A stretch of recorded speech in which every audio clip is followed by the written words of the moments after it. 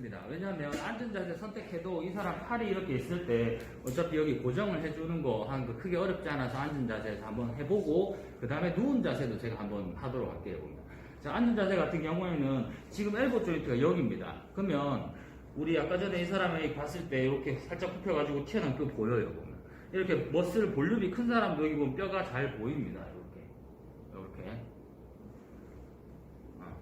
그렇게 해서 축을 확인을 하고요. 여기구나 확인을 하고 그 다음에 고정을 해줘야 돼요. 다시 원래대로 돌아와서 고정. 무슨 뼈를 고정한다? 휴머러스. 바뀌었죠? 이제 숄더일 때는 늘 프록시말 뼈가 스파플라였는데 엘보 조인트일 때는 프록시말 뼈가 휴머러스입니다. 여기에 고정을 한다. 그 다음에 움직일 때는 포함을 이렇게 잡고요.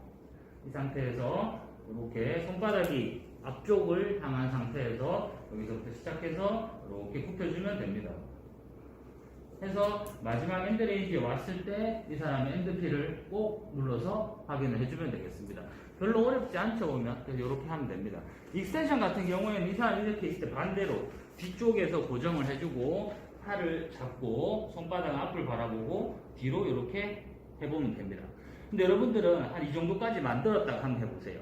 이렇게 가다가 할 때 보면 저항이 뭐 거의 없습니다. 그러다가 마지막 봄에 왔을 때 갑자기 저항이 이렇게 오다가 저항값이 갑자기 툭 뜁니다. 이거는 왜냐하면 엔드필이 멀기 때문에 뼈와 뼈가 만나는 본투본 한 글자로 H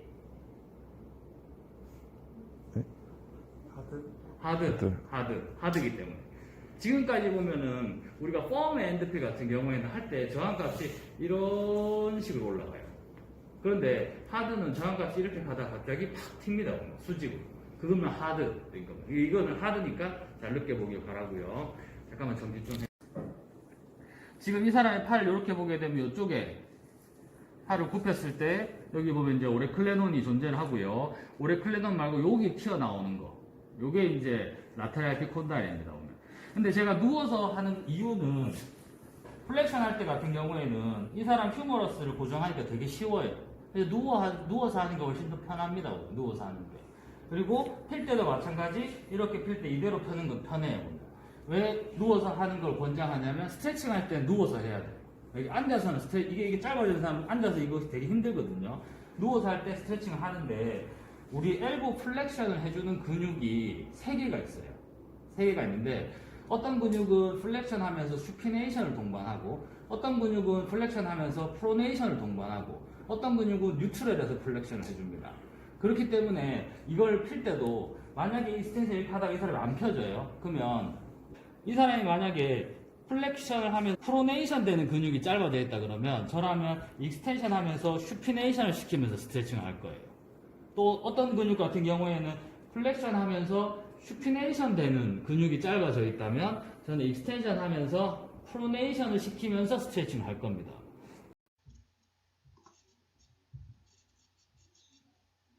중요한 거는 프로네이션 할 때 저를 잘 보시면 이 상태에서 이게 들리면서 더 갈 수 있어요. 그러니까 이게 절대 들리면 안 된다는 겁니다. 이렇게 들리면. 그래서 할 때 한 팔로는 이게 못 들리게 여기를 딱 막아줘야 돼요. 그 다음에 한 팔로는 여기에 있는 팔을 잡고 합니다. RON 검사할 때 할 수 있는 방법이 악수 이 상태에서 돌려도 돼요. 되게 쉬워요. 그냥 되게 쉽습니다. 근데 이렇게 돌리다 보면 문제가 엔드필을 느껴야 되는데 이게 보면은 리스트의 엔드필이 나와버려요. 그래서 이렇게 잡는 거를 저는 별로 권장하지 않습니다. 근데 물론 가능합니다. 이렇게 하는 거 가능해요. 그 다음에 또 하나의 방법은 여기를 잡고 돌리는 겁니다. 근데 지금 제 손을 보면 이렇게 잡잖아요. 이렇게 잡은 상태에서 돌리게 되면 이렇게 돌렸을 때 보면 팔은 안 돌아갑니다. 그런데 제 손은 돌아가요.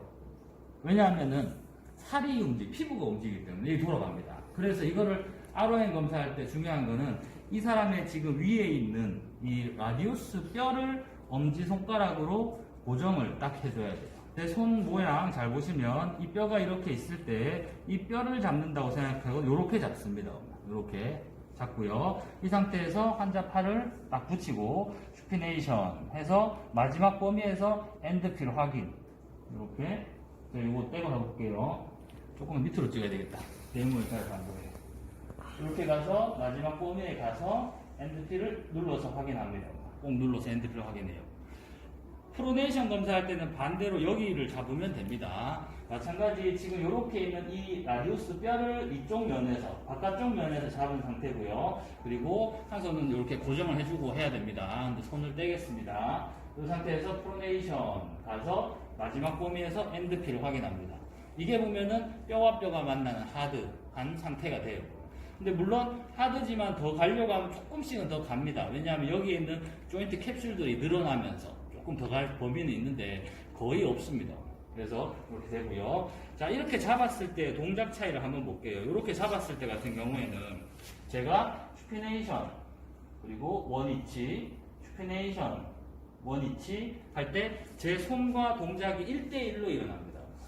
근데 여기를 이렇게 자꾸 돌리게 되면 슈피네이션, 원위치, 슈피네이션, 원위치 할 때 1대1로 일어나지 않아요.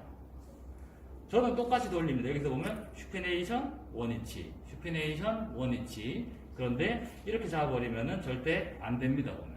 그래서 이거 잡는 거 연습을 좀 잘 해달라. 네. 자, 한번 해봅시다.